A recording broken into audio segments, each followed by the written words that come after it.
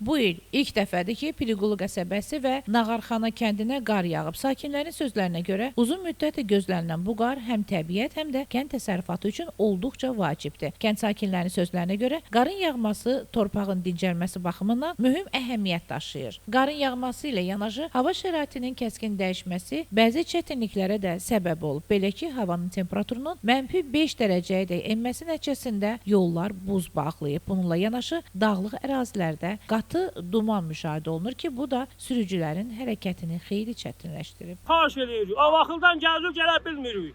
Maşınlar girib dağa, duvara qardaş. Xahiş edirik. Baxsınlar.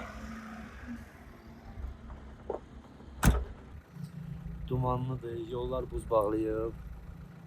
Ehtiyatlı olmaq lazımdır. Yəni təkərləri zəif olanlar yolda ehtiyatlı olsunlar. Yuxarı Pirqulya sarı, Şamaxı rayonunun özünə sarı hal-hazırda yəni yol buzdur da, ehtiyatlı olmaq lazımdır. Yollar valla qardır da, yollar beləsinə. Sürücülərə ehtiyatlı olmağı, təkəri olmayan ümumiyyətlə evdən çıxmasınlar.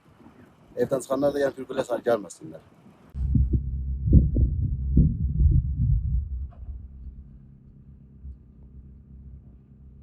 Hazırda Şamaxının dağlıq ərazilərində qarlı, buzlu və dumanlı hava şəraiti davam edir. Qeyd edək ki, Bakı-Şamaxı-Yevlax avtomobil yolunun Qobustan ərazisindən keçən hissəsində də qar sürücülərə ciddi çətinliklər yaradıb. Qarın yağması və yolun buz bağlaması səbəbindən bu istiqamətdə zəncirvari yol nəqliyyat hadisələri də qeydə alınıb. Sinoptiklərin məlumatına görə gecə saatlarında temperaturun yenidən aşağı enməsi səbəbindən bu istiqamətdə yolların təkrar buz bağlaması gözlənilir. Sürücülərə ehtiyatlı olmaları, məsafə saxlamaları və avtomobillərini qış mövsümünə uyğun hazırlamaları tövsiyə olunur. Xuraman Aydın qızı Həcər Həsənova, Rafiq Həsənov, Elçin Məlikov bugün informasiya proqramı üçün.